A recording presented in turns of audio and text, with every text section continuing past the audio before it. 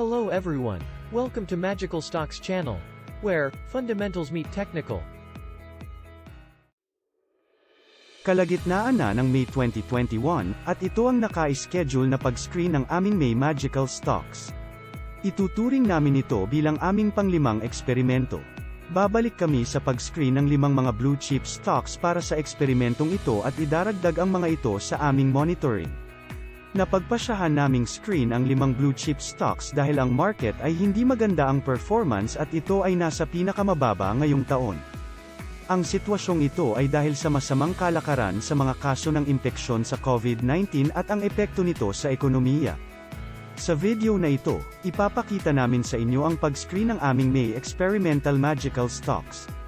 Bago tayo magpatuloy sa ating update at kung interesado kang mag-invest gamit ang aming Magical Stocks o nais lamang na i-check ang pagiging epektibo ng aming sistema, mangyaring i-like ang channel na ito, mag-subscribe at pindutin ang notification button upang mapanatili kang updated kada linggo.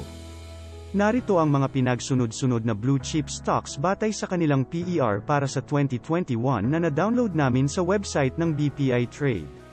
Bilang isang review, ang PER ay ang PE ratio na katumbas ng halaga ng isang kumpanya. Kaya, kung inayos namin ang PER ng mga index stocks o ang mga blue chip stocks, mas mababa ang value ng PER, mas mababa ang halaga ng kumpanya, o undervalued ito. Ngunit, sa kabilang banda, mas mataas ang PER ng stock, mas mataas ang value nito, o overvalued ang kumpanya kumpara sa iba pang mga stock.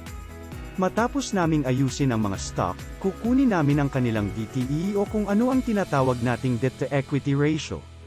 Ang DTE ang aming sukatan ng risk sa aming investment. Mas mababa ang DTE, mas mababa ang risk sa aming investment sa stock na ito. Kukunin naman namin pagkatapos ang dividend yield ng bawat stock para sa taong 2020 at 2021. Sa pamamagitan nito, malalaman natin kung ang mga stock na na-screen ay nagbabayad ng dividendo nito. Ipagpatuloy natin ngayon ang screening. Mag-screen tayo upang may pumasa na 8 stocks, at pipili kami ng 5 mula sa 8 na-screen na mga stock. Una sa aming listahan ang DMC, na mayroong PER na 4.88 at DTE na 1.26 na pumasa sa aming threshold na 5.5. Nagbayad ito ng dividend sa taong ito sa 8.84% na dividend yield. Ipinapasa nito ang aming screening.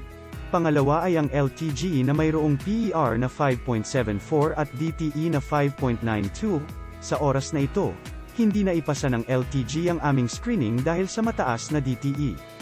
Pangatlo sa aming listahan ay ang MEG, na mayroong PER na 5.97 at DTE na 0.88, na pumasa sa aming threshold na 5.5. Ang MEG ay nagbayad ng 0.92% na dividend yield noong 2020. Ipinapasa nito ang aming screening. Ang AEV ay nasa pang-4 na may PER na 7.69 at DTE na 2.11, na pumasa sa aming threshold. Nagbayad din ito ng dividend para sa 2020 at 2021. Ang AEV ay pumasa sa aming screening. Ang FGen ang aming panglimang stock na may screen, mayroon itong PER na 8.09 na may DTE na 1.14 na pumasa sa aming threshold. Ang FGen ay nagbayad ng 1.99% na dividend yield noong 2020 at 1% ngayong taon. Sa makatuwid, ipinapasa ang aming screening. Pang-anim ay ang GT Cap na mayroong PER na 8.21 at DTE na 1.05 na pumasa sa aming threshold na 5.5. Ang GT Cap ay nagbayad ng dividend nito para sa mga taong 2020 at 2021. Ipinapasa ng GT Cap ang aming screening. Ang MPI ang aming pang-7 stock na may screen. Mayroon itong PER na 8.34 at DTE na 2.02 na pumasa sa aming threshold. Nagbabayad ito ng higit sa 2.0% na dividend yield. Ipinapasa ng MPI ang aming screening. Ikawalo sa aming listahan ay ang MBT na mayroong PER na 9.4 na may mataas na DTE na 6.71. Hindi pa rin ito ipinapasa ang aming screening. Pang-siyam ay ang RLC na mayroong PER na 9.55 at DTE na 1.1, at ipinapasa nito ang aming 5.5 thresholds. Nagbayad ang RLC ng 1.59% na dividend yield ngayong taon at isang 2.36% noong 2020. Ipinapasa ng RLC ang aming pag-screen. Ang ika-10 sa aming listahan ay ang TEL sa pagkakaroon ng PER ng 9.74 at isang DTE na 4.3 na pumasa sa aming threshold. Ang TEL ay palaging nagbabayad ng dividend. Mayroon na kaming 8 stock na pumasa sa aming screening. Pipiliin namin ngayon ang 5 magical stocks, at ituturing namin ang mga ito bilang aming May experimental magical stocks.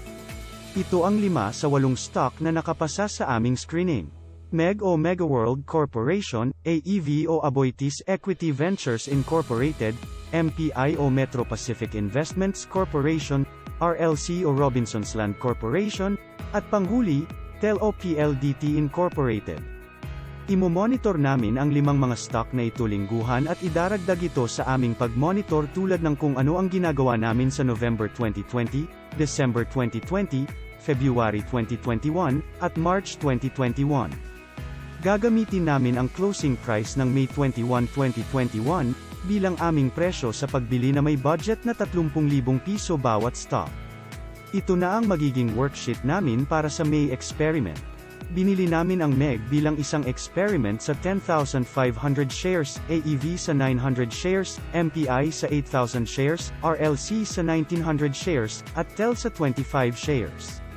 Iuulat namin ang resulta nito lingguhan kasama ang aming aktwal at pang-eksperimentong stocks. Yan lang po para sa update ng ating mga magical stocks screening para sa May 2021. Salamat sa panunood. Sa susunod na linggo, ia-update namin ang resulta ng mga stocks na ito kasama ang iba pang mga experimental magical stocks. Quote, "Markets are constantly in a state of uncertainty and flux, and money is made by discounting the obvious and betting on the unexpected." Unquote, George Soros. See you in the following video. Have a great day ahead.